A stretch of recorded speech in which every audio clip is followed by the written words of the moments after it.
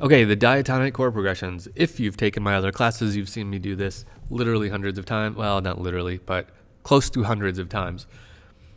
So let's do it again. Just a quick refresher to get it into our head, because we're going to need it a lot. Now I have here a C major scale. So remember, a diatonic chord progression tells us all the chords in a given key, which is another way of saying all the chords that can be derived from a given scale. So in the C major scale, we can build a chord on every one of these notes. So we can have a C chord, a D chord, an E chord, an F chord, a G chord, an A chord, and a B chord. And then this is a C again. So that's the same as that note, an octave higher. So that means there are 7 possible chords that we could make.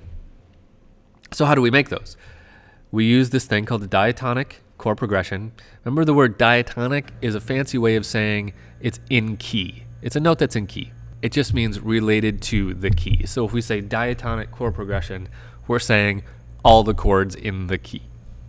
So how we're going to build the first chord is we're going to take every other note. So there's our first one. We're going to skip that one. We're going to add that one. Let's put that there, and maybe I'll make it a little pinkish so you can just see. So the root of the chord, which is the note that it's named after, I'll leave kind of this darker salmon color, and the other notes I'll make lighter like that. Okay, so we skip a note, we add the next note, E.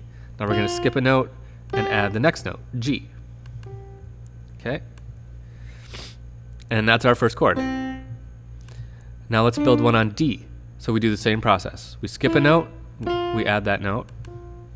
We skip a note, and we add that note. Now let's do it on E. We skip a note, we add that note. Skip a note, add that note. Okay, now let's go to F. There's F, so we skip G, we add A. A, we skip B, we add C. Okay, now we're going to have to kind of double back. You'll see what I mean in a second. So G, we skip A, we add B. B, we skip C, and we go back around over here. Here's C again, which we just skipped. So we end up on D. So we need a D here, but let's put it an octave higher, which is right there. Okay, here's A, so we skip B, we add C. So here's C, let's jump down to this C, same note. We skip D and we add E. So let's go up there. Scroll up just a hair. Here's B, we skip C and add D. Now let's go down here. There's the D we just added, but an octave lower. We skip E and we add F. And now we could go to C again. It's going to be the same as this. So we know it's going to be E and G if we want. So let's add E and G. Okay? And that is our diatonic chord progression. So we added all the notes by doing every other note of the scale for every note in the scale. And it makes this pattern, right? The pattern is that this ends up being, let me change all of these notes to be the same volume. There. Okay, I got rid of the light pink thing because it wasn't, you couldn't hear it as well. So the pattern that emerges, now remember we used a major scale, so that means that we have our first chord is going to be a major triad or a major chord. Our second is going to be a minor chord. Our third is going to be a minor chord. Our fourth is going to be a major chord. Our fifth is going to be a major chord. Our sixth is going to be a minor chord. Our seventh is going to be that goofy diminished chord. And our last one is going to be the same as the first one, a major chord. So that is the major diatonic chord progression. Now, we could do it for a minor key also. Remember, the main thing about a minor key is that the third, hold on, let's quickly do it for a minor key. So I'm going to go back to my scale.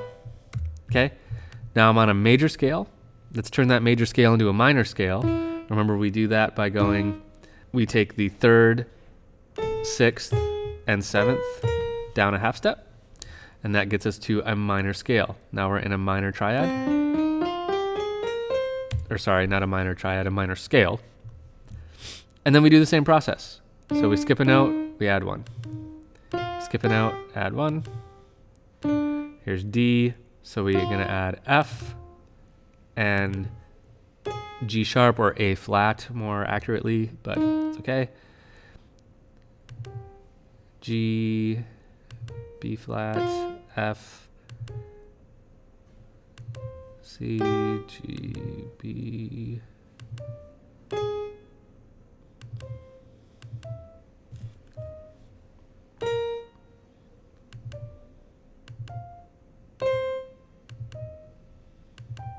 Okay, so here's our minor diatonic chord progression now.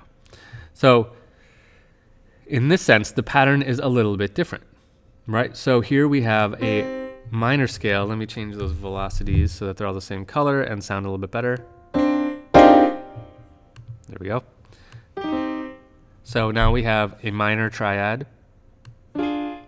Here we have our goofy diminished triad. So that's on the 2nd scale degree. So we'd call this a diminished 2. Here we have a major triad, minor triad, minor triad, major, major, and minor. So that's the pattern for a diatonic chord progression in minor. Let's just hear it. Let's hear it a little bit slower.